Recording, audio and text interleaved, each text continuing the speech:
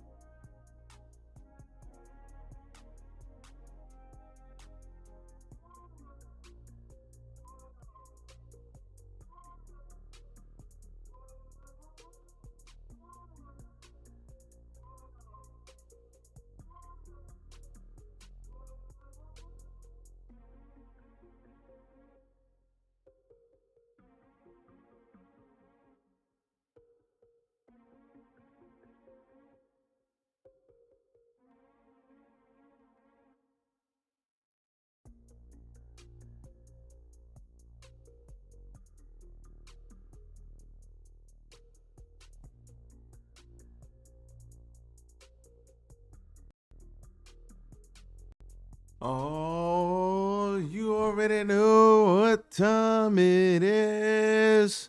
Perfect. AEW.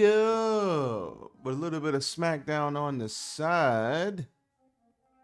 We got a lot going on.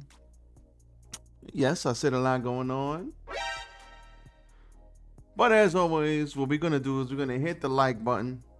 Like, comment, share, and subscribe to the channel, What the Wrestling. And you can follow me at What the Wrestling, Facebook, YouTube, TikTok, Spotify, and Anchor. As always, RJD199 on the Twitter, aka X. RJDTV, Facebook, YouTube, TikTok, and Instagram. And on Twitch, RJDTV2. For all you gamers out there, let us not waste any more time. Let's go.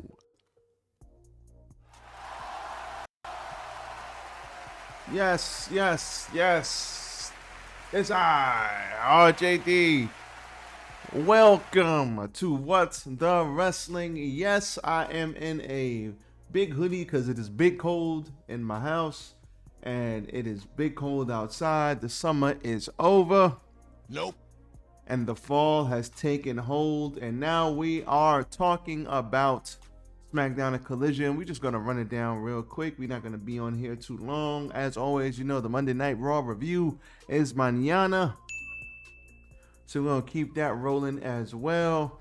It smells really good in my house. Shout out to my wife who got the food on and popping. But we are going to get into Collision and just briefly talk about Collision, briefly talk about SmackDown, and keep it pushing. So we had Darby Allin, Luchasaurus, and Christian Cage in a triple threat match for the TNT Championship. And lo and behold, we had a bunch of back and forth here with Luchasaurus basically killing Darby Allin. This was basically a 2-on-1 match. Darby had a big comeback towards the end. Whack-a-mole. Luchasaurus, coffin drop, Christian threw him out, and Christian pinned Luchasaurus to become the new TNT champion. This was a wild match because it's like Christian is a bona fide a-hole, and he was like, yeah, I'm the champ, but meanwhile, no, stupid. Nope. Luchasaurus was the champ, but now, Stupid. he truly is the champ. He could say, I'm the champ now. He pinned Luchasaurus. He made Luchasaurus give him the belt. Luchasaurus gave him a hug at the end. And Luchasaurus, former TNT champion, Christian Cage, your new TNT champ. Luchasaurus picked him up, Jungle Boy style, like how they used to do. And man, oh man, this was good stuff right here. Christian Cage, I think him being TNT champion, he could actually grant that title some stability and give it some relevance, because after Cody left and after Brody had it, Cody had it, then Cody did the switcheroo thing with Sammy for a while. Then Cody left, and that title has not been the same since. They've built up Wardlow to get rid of Wardlow, to build up Wardlow to get rid of Wardlow. And I honestly, I think Wardlow's out the goddamn dough. If Wardlow isn't like hurt and something's going on with him physically, no reason why they keep doing the start, stop WWE thing with him. Glad that Christian now has it officially, and now they're going to make sure Christian does what he has to do with this TNT title. I'm happy that it has some stability, and hopefully he gets a long reign with it. So we had Alex Marvez in the back with Don Callis, and he says it makes him sick to think Kenny Omega and Chris Jericho are on the same side, and being that he's the one who put them two on the map at the Tokyo Dome, and then their name dropping Kota Ibushi. Good to see him always. And that is Omega's weak point. The two are closer than brothers, and that is kind of what makes them weak. As great as the three of them are, Ibushi is a problem for Omega. Callis also says Sammy Guevara and Takeshita will also have another family member in 2 months, and that is Will Ospreay. So, looks like it's going to be one hell of a 3-on-3 match. I think that's Wrestle Dream coming up, so I'm all for it. Take my money. Christian is mad because TK made a match between him and Darby 1-on-1. Best 2 out of 3 falls. But I fully expect Christian to win that one too, so we'll see what happens there. Hook and RVD beat Daddy Magic and Cool Hand Angelo Parker. So RVD still looks good out there, man. I know he's got to be in his 50s now. Still looks good out there. Still does what he have to do. Listen, I know people are always talking shit about the weed, man, but the weed seems to be doing RVD pretty good. And shout out to Matt Riddle. I know he has been released from WWE, but at the end of the day, if him and RVD don't do something on the indies as a tag team, something, if they don't do something, it will be a very, very big stupid miss on my part. We had Julia Hart versus Carrie Hogan. Julia Hart got the win via submission. She will not let go of the move. Sky Blue hits the ring, makes a save. Brody King steps in Sky Blue's way and laughs. Then he moves closer, and Hart misses her. King grabs the mic and says the violence will not end. They're stacking bodies, and it won't end until they get that last loss. Chris Statlander, the last boss, sorry. Chris Statlander. He says Statlander needs to put up the TBS title on the line at Wrestle Dream, or the body counts will continue to fall. And he says, and Julia Hart gets on the mic and says, but remember this, Chris, the house always wins. I like it. I don't think Stat is losing that title no time soon, but I like it. You got to build up somebody for Stat to beat. I don't think anybody is close right now. It's such a shame that Athena is in Ring of Honor, because Athena needs to be on Collision, and Athena needs to, I know she's a Ring of Honor Women's Champion, but I feel like she's being wasted away over there. She's too damn talented. That's just me. We have video package from The Righteous. Then we have Jay White and Andrade El Idolo. This was very good. Very, very good match to me. The end came where Juice Robinson whacks Andrade over the goddamn head, and he gets picked up by Jay White and gets this, what's Jay White's finisher called? The Blade Runner. There you go. It's hit with the Blade Runner, and he loses. This was a fantastic match. Jay White, really, really good. I love Jay White. I love his mannerisms. I love his heel work. Just awesome. Andrade El Idolo, really, really good. Dare I say underrated in that ring. Good to see him on TV. He needs to be on TV every goddamn week. On Collision, we have Ortiz and Santana cutting promos on each other. And believe it or not, let me stop show. believe it or not, and I know Isaac will hate this, but I like this. Proud and powerful. These guys should have been AEW World titles. I remember when they debuted, I seen them in House of Glory here in New York City. These two guys are awesome together. I've heard they've had issues before. They reconciled. They're cutting promos on each other on Twitter /X. A lot's going on there. A lot beneath the surface there. And what's the best thing to do? Turn the real life heat into a real life program between the two. And maybe Santana comes out elevated. He's got a great look. Glad to see him back. And Ortiz. These guys may not be speaking to each other in real life, but they've agreed to do business. And I hope that both of these guys come out elevated. I know Santana wants to do things on his own. Ortiz, make no mistake, he is a great wrestler as well. And he can talk as well. Just because he's not as big as Santana in stature doesn't mean he's any less of a performer. But I love to see these guys go at it. And can't wait to see these guys get in the ring. The Workhorsemen versus FTR. Top guys out. FTR defeats the Workhorsemen via submission to retain the AEW titles. Aussie Open jump up in the ring to say congrats. But next Sunday, they'll be in the fight of their lives. They say they maybe haven't lived up to the hype, but yet that's why they've changed for the titles, and they need to prove that they're everything that they say they are. Hardwood gets on his hands and knees and says he's begging for the biggest, baddest bastard team because at Wrestle Dream, they're taking the greatest tag team. They're taking on the greatest tag team in history. So if they aren't bringing that dog October 1st, don't even show up. Top guys out. Good stuff here. CJ Perry she has an interview back there, and she's having a conversation, and when Miro shows up, and Miro says that the pagans need to repent. And listen, these two obviously are married in real life, and you could tell the chemistry. I love the fact that these two going back and forth, and Miro says, I came here to save. He says, I like the back and forth. Basically, he says he came here to save people, and he says she came because she likes all of this.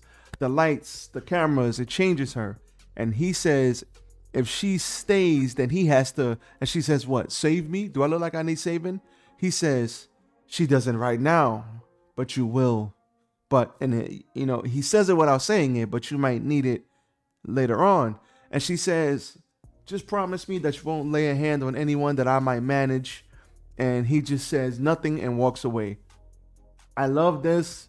These two could have been in the story a while ago. Miro on TV. You could have this whole story you could have this go a million different ways. I love what they're doing. Miro is severely underrated about what he can do on that mic. Miro can do a lot on that mic, and he is crazy underrated. We already know he's a big brute in the ring. And just go watch the meat match, between him and Powerhouse Hobbs. Both of those guys, spectacular. I love everything about this. I hope they really continue to flush out this story because Miro is great. I love the Redeemer. So, we had our main event, Ricky Starks, Bryan Danielson, Texas Death Match. And Bryan Danielson and Ricky Starks try to kill each other again. For both of these guys. Stop it. Get some help. So we had Ricky Starks passing out again. Brief. I'm fast forwarding to the end. We have Ricky Starks passing out briefly when he brings a chain and he tries to choke out Bryan Danielson, and then he reverses it, gets the chain around him, and then Ricky Starks is about to pass out, but then he fights his way out. But he ends up catching a Psycho knee with the chair to his face, and then he changed the Psycho knee. He puts the chain around his knee, Danielson does, and then hits the knee on Ricky, and Ricky is out for the count, and that's all she wrote there. These two beat the holy piss. beat the holy piss out of each other, and for our enjoyment, both of these guys, Don DeMarco, these guys are awesome. Ricky Starks, I think, is a bigger star coming out of this.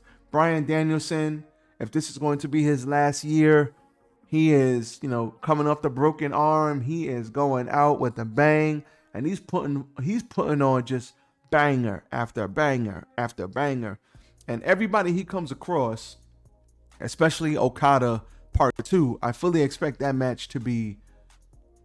The first match was good, but he got hurt. But I fully expect that second match to be a freaking classic. Who knows? It might take place at the Dome, Wrestle Kingdom. We'll see. But I fully expect these guys to beat the holy hell out of each other, because Bryan Danielson is arguably the best wrestler in the world right now. And he's proven that for a very long time. So let's go into SmackDown. Oh, my bad. Wrong one. Stop the show, then start the show. SmackDown was not much going on here. We had Austin Theory and Grayson Waller beating the Brawling Brutes. After Theory hit Holland with the 8-tail down. Pretty Deadly started a vignette about Elton Prince's shoulder injury. We had a WWE Women's Championship match. Io Sky versus Asuka. She hit the moonsault and got the pin, but Charlotte attacked Bayley during the match because Charlotte had to interject herself. Stop it. Always Charlotte interjecting herself. Stupid. Finding herself at the top of the food chain, not working her way back in. Stop the cap. So her and Bayley, I fully expect to have a program shortly. Gotcha, bitch. But Charlotte interjecting herself again is like, goddamn, again? Sheesh. And we had the LWO, Rey Mysterio and Santos Escobar beat the Street Profits after Bobby Lashley had them. I think he hit Rey Mysterio with a choke slam on the apron, but Dawkins hesitated and then got rolled up for the win. And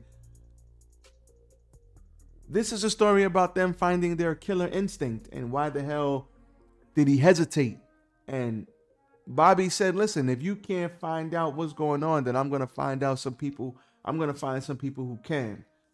And they're slowly going to turn to the dark side. And I love it. I can't wait for the new and improved Street Profits. I'm waiting for that immensely. So we had John Cena kicked off the show by announcing his desire to compete in a match finally on TV.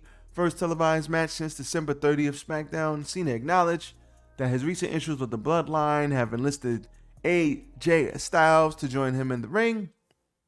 After Styles came out, Uso, Jimmy, and Solo came out, notably without Roman Reigns. They hit the stage and stop the show. So is Jimmy Uso magically back in the Bloodline after they stopped him in the Bloodline and he was kicked out the Bloodline, and then him and Jay stopped, but then he did everything to Jay to stop him, and now he's back in the Bloodline and all is forgiven? I don't know what's going on here. Stupid. Just saying. So Pierce approached Cena and Styles, urged Adam Pierce to make a match, but Pierce insisted dealing with the Bloodline is complicated. Pierce said he would convene with the Bloodline special counsel Paul Heyman about putting a match together. Hold on, stop the show. Why does the authority figure have to talk to the wise man about making a match? Bro, you're the authority figure. Why are you asking Paul Heyman for anything? Stupid. Just saying. So Pierce approached the Bloodline locker room to finalize the contracts, match details. Heyman agreed under the condition that the tag team match was scheduled for a later date. Pierce said Cena and Styles versus Sikoa and Uso, Jimmy, would take place at Fastlane October 7th. Ain't that in 2 weeks? That's in 2 weeks. He agreed before Heyman could interject. Heyman later informed Jimmy that those decisions require approval from Roman Reigns. Uso played dumb asking Heyman to update him on Reigns' decision before leaving, because we all know the big dog, aka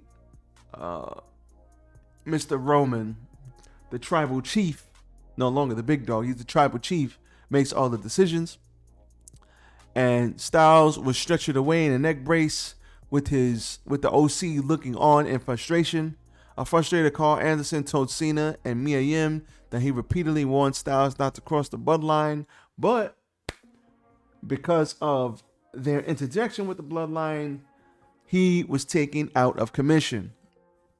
So at the end of the day, there's a big fight, and the Cena hit the ring despite a strong start. The numbers got the best of Mr. Cena, and Solo laid him out with 2 Samoan spikes, and Jimmy hit him with the Uso splash, and then signed the contract at Fastlane to close the show. So, a lot of big releases last week by WWE. A lot going on with Cena. The Rock made an appearance. I heard the writer's strike is about to end. So I don't know what this means for Cena and The Rock in regards to going back to Hollywood to film their respective movies. But if the writer's strike is set to end, then maybe whatever needs to happen now before they get back into the groove of basically Hollywood. So, SmackDown, decent show, nothing too crazy. Collision, good show as always. Collision is always a solid show. Looking forward to the Miro stuff. Top Guys out. Wrestle Dream looks like it's going to be great. Looks like we're going to have way more pay-per-views next year and the end of this year with Tony Khan. I know they were talking about doing all of these pay-per-views now. They're going from 4 to 8, maybe 10. So look forward to that next year. It's happening. It's going to happen. So we will see what happens. So as for me, I am out. Everybody be safe out there. RJD here. What the Wrestling. Stay tuned tomorrow for my Monday Night Raw review. RJD, and I'm gone. Peace.